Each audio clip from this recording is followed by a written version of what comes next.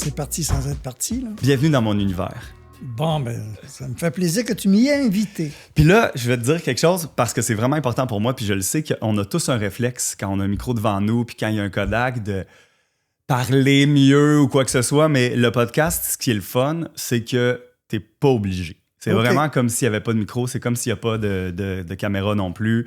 Tu peux sacrer comme tu sacres au quotidien, comme je te connais. Oui, bien sûr. Les gros mots d'église. C'est ça. Puis, je vais commencer par te demander, parce que tu n'as pas beaucoup d'informations, tu m'as vu dans les derniers mois travailler, tu vois que j'ai acheté des milliers de dollars d'équipement, puis tu sais pas trop pourquoi. Qu'est-ce que tu penses qu'on fait présentement? On est en train de mettre les premiers pas sur un chemin de projet que tu as et que je vais découvrir. Ben, pas en même temps que toi. Ben, tu vas découvrir en même temps. Oui, complètement. On va découvrir parce que, bon... Il n'y a rien d'écrit, j'ai pas un texte, là, j'ai pas un monologue. Alors, j'oserais dire, étant donné que je ne sais pas où on s'en va, c'est certain qu'on va y arriver. C'est bon, il n'y a pas de destination, fait que personne ne peut être déçu. Est-ce que, dans le fond, tu sais que ça s'appelle Bon Papa, tu le sais un peu d'où ça vient aussi, tu m'as vu dans les dernières semaines, derniers mois faire des entrevues avec des gens.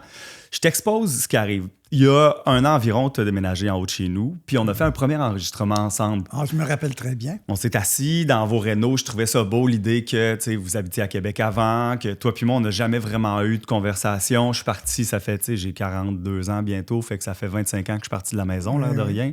Puis c'est pas une époque où on parlait vraiment beaucoup. Depuis ce temps-là, on est tous très autonomes chez nous, fait qu'on s'est jamais assis pour avoir des conversations essentielles. Puis...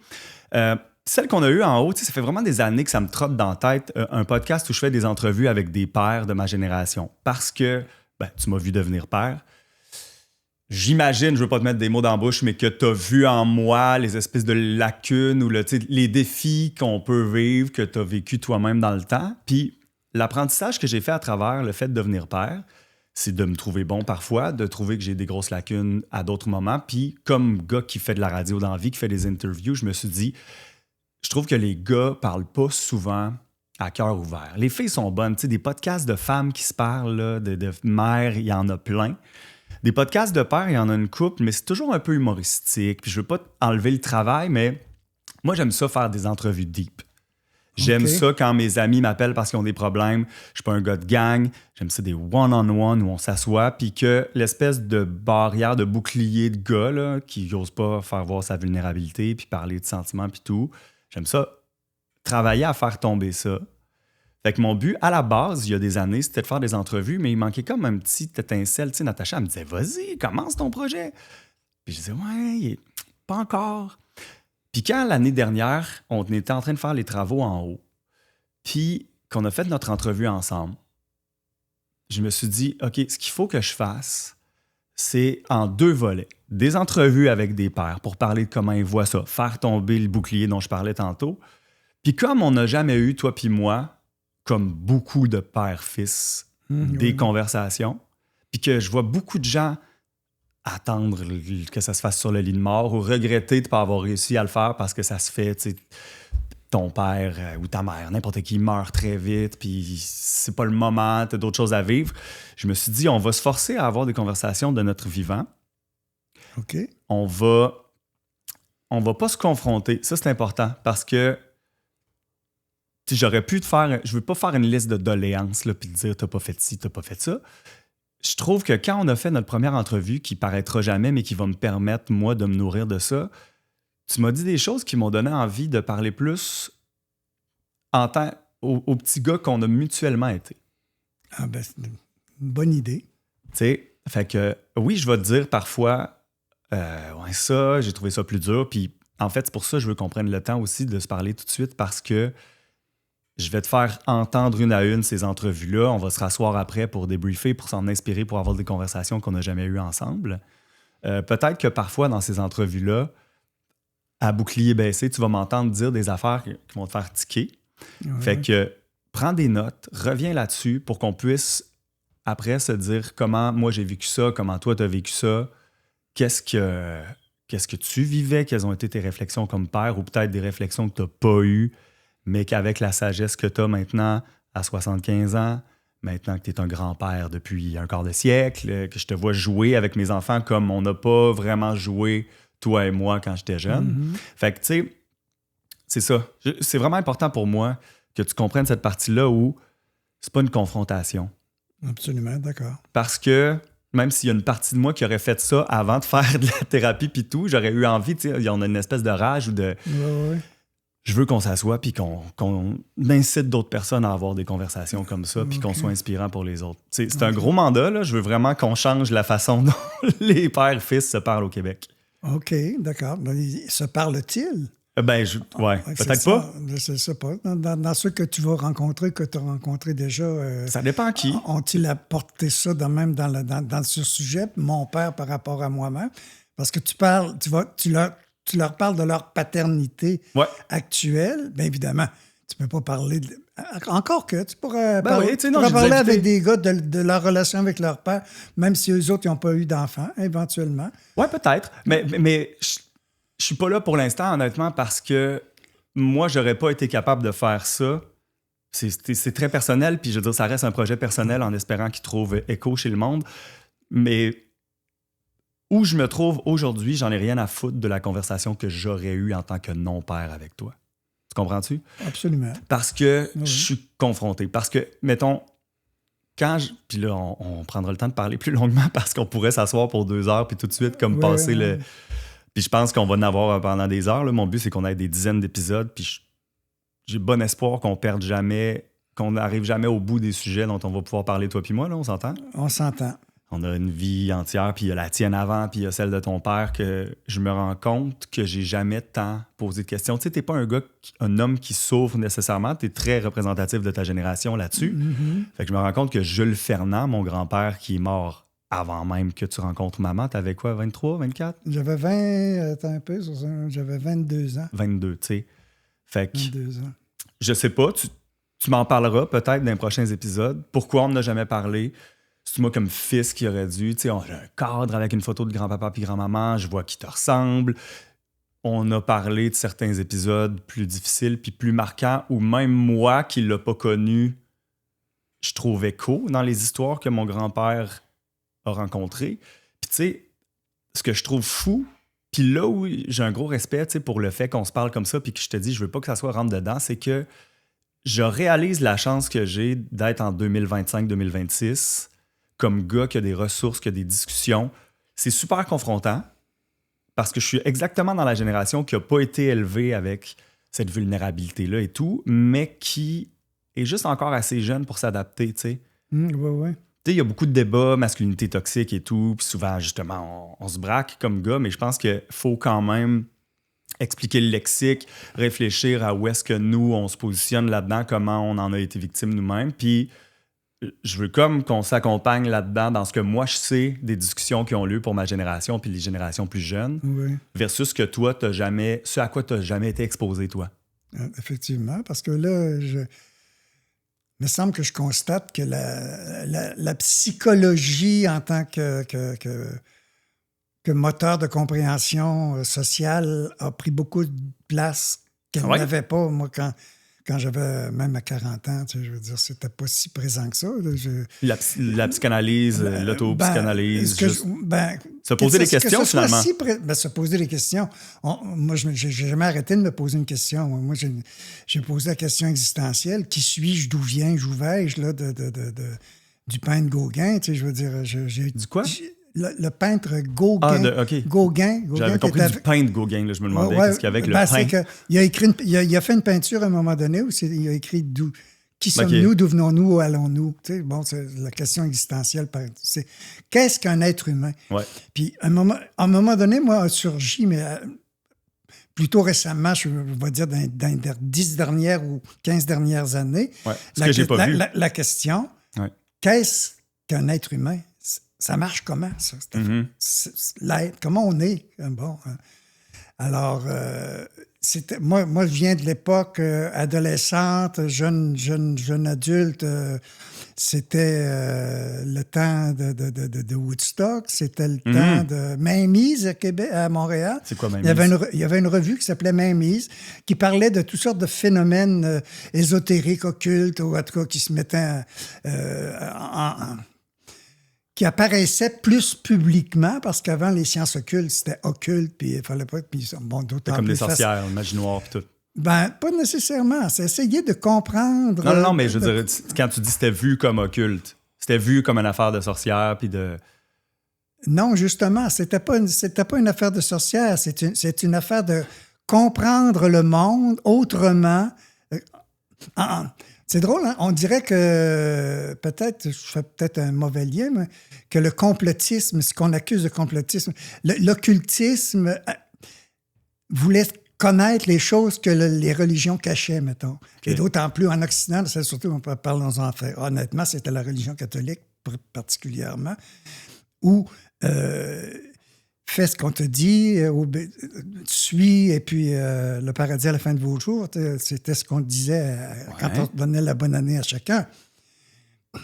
Mais moi, ça ne me satisfaisait pas, donc j'ai toujours eu des lectures, une recherche. Qu'est-ce qu'on est?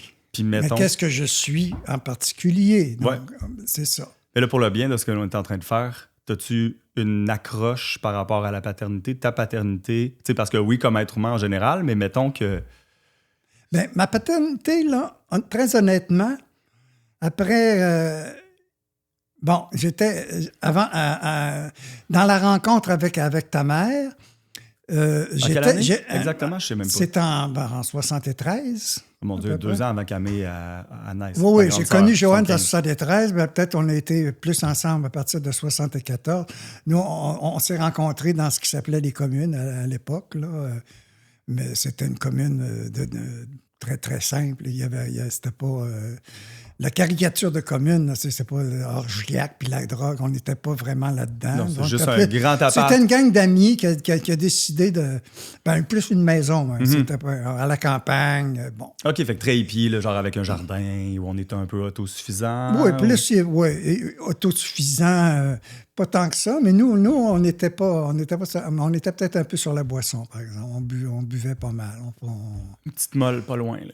La Molson Export, ça faisait aller. Une petite Molson Export, c'est ça.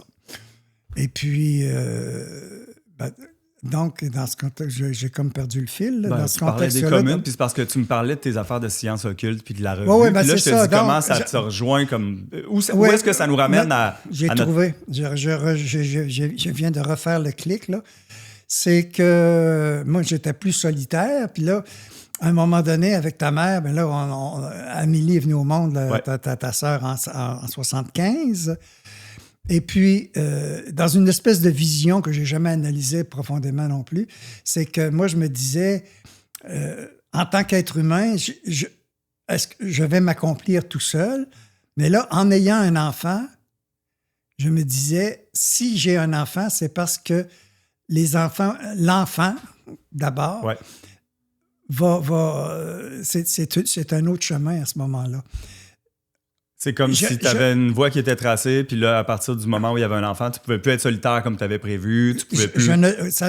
J'ai interprété ça comme je n'ai plus... c'est plus à moi de faire... Je ne serais pas capable de le faire tout seul si j'ai des enfants. C'est parce que ces enfants-là vont m'aider. OK. Mais là, j'ai pluriel. Je mets un pluriel parce qu'on sait que c'est pluriel maintenant. Mais à l'époque où...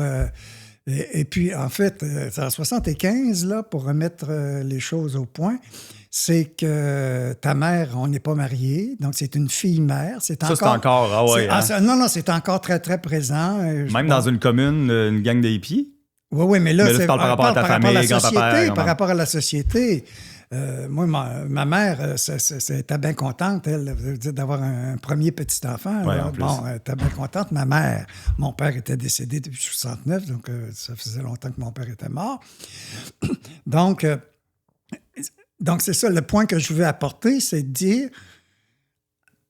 Puis après, ça se manifestait d'autant plus que, bon, toi, tu es arrivé en 83, ça fait quand c'était arrivé quand même... 9 ans même. 9 ans plus tard, de deuxième sœur, qui est Anaïs, qui est arrivée, elle, en 77. C'était quand même assez récent. Puis à ce moment-là, on vivait au sein d'une autre sorte de commune axée sur l'enseignement d'Aurobindo. Sri Aurobindo, c'est un grand sage indien, bon, en tout cas, qui est très, très... Il est connu, si tu cherches... Ça fait très commune, là. Vous étiez... mais là, axé sur une spiritualité, le yoga, on faisait du yoga avec notre ami Yvan, qu'on connaît encore. Là, d'ailleurs, top shape, ça a marché. À 83 ans, il est aussi en forme que Paul McCartney, qu'on a vu ensemble. D'autant plus, tu as dit 75 ans tantôt, mais je dis 78, je vais avoir 79. C'est vrai, c'est Maman qui a 75. Ben oui, je me suis trompé. C'est ça, j'arrive à 79. Là. Et bon, en tout cas, vois-tu, c'est ça, c'est que c'est placé en moi, puis... J'aurais très bien pu, puis ta mère aurait peut-être pu, elle aussi, dire, ben là, bon, c'est bien beau, on a eu un enfant ensemble, prends ton bar, je m'en vais. Tu veux dire parce que c'était difficile? Que c'était difficile, parce que c'était pas nécessaire. D'être ensemble?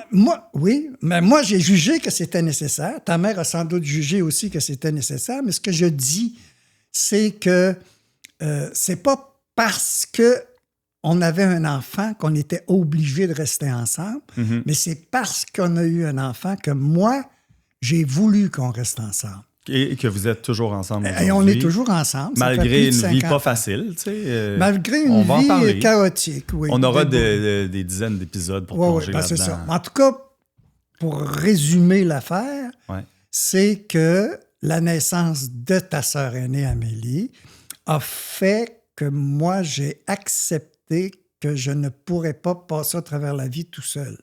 Pourquoi tu voulais passer au travers la vie tout seul? Ben, comme un moine. Pourquoi? Là. Quand même, parce que, je veux dire, je suis très attiré par la transcendance, la métaphysique, le spirituel, l'invisible. T'aurais pu finir au Népal tout seul. Là. J'aurais pu même rentrer chez les moines, tout simplement. Ou juste oui, mais c'est ça que moi, dans ma vie, un tournant, ça a été de dire bon, ben maintenant, je suis avec quelqu'un que j'aime beaucoup, que j'apprécie. C'était pas l'amour romantique à l'italienne. Non, l'amour qui se bâtit puis qui dure 50 ans en bout de ligne. C'est un amour de quotidien accepté, mettons. Okay. Bon, c'est romantique. Agréable. Ça ne sera pas le sujet d'un prochain film à Hollywood. Non, mais pas je veux dire, du prochain sujet une vie Netflix. Un peu... Puis, mais ta mère, c'est pareil. Ta mère, c'est une grande lectrice. Je ne sais pas si je vous l'ai déjà dit. Puis, tu sais, puis là, ça me gosse parce que, encore une fois, j'aurais l'impression qu'on pourrait partir 2 heures, puis c'est pas mon but. Mais, tu sais, moi, toute ma vie, moi, j'ai eu beaucoup de misère à grandir entre vous deux parce que quand les filles sont parties, puis que j'avais, 10 ans, là, je le sentais que j'étais entre un moine puis une bonne sœur. J'avais l'impression de vivre dans un monastère, mais moi, j'avais pas envie. Mais toi, t'avais pas envie. Ben non. J'avais un moine qui faisait sa méditation tout seul le matin, puis tu sais, très silencieux, très introspectif, mais quand t'es un jeune qui est comme, OK, c'est beau l'introspection, mais moi, je suis pas rendu là, puis je me valide beaucoup à travers le regard de mes parents, fait que quand votre regard à vous est tourné à ce point-là, sur, tu sais, même pareil, ses petites tâches, ses amis sont bénévoles, tu sais, vous êtes deux. Puis, tu sais, je le sais parce que je suis pareil. Demande à Natacha qui travaille en bas. Tu sais, moi, j'ai développé ça parce que dans ma tête, j'ai été élevé là-dedans. Fait que mais elle a besoin d'une connexion que j'ai beaucoup de misère à y donner parce que je ne l'ai jamais apprise. OK, ben oui, je comprends. J'étais un électron libre entre deux électrons libres. Là. Je revois tout ce moment-là. Là, je veux dire, je regarde... oui, quand on habitait sur la rue Loyola. Là, mais là, tu te retrouves tout seul, tes 2 sœurs sont parties.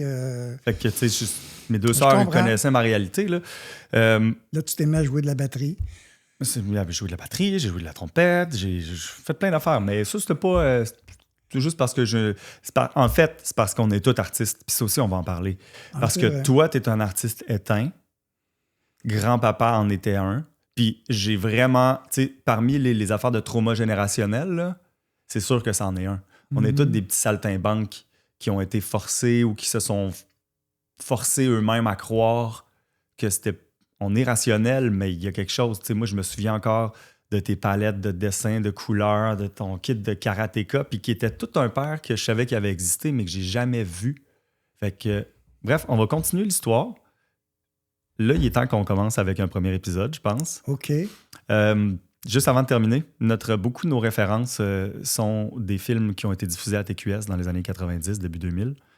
Tu te rappelles La Matrice? Oui, bien sûr. Fait que dans La Matrice, il y a un classique. La pilule rouge et la pilule bleue, tu t'en rappelles? Oui. Neo, il peut choisir au début de prendre la pilule bleue pour se rendormir puis rien savoir. Exact. Il peut prendre la pilule rouge puis accepter que ça va être difficile ce qu'il va apprendre, mais qu'il faut qu'il le fasse. Oui. J'ai décidé de faire cette référence-là. Oui. Choisis-tu la pilule rouge ou la pilule bleue? Ah, la rouge, moi. On y va? Ah oui, c'est la rouge. On arrache tout. Oui. High five! C'est bon! Comme ça paraît que la pomme n'est pas tombée loin de l'arbre.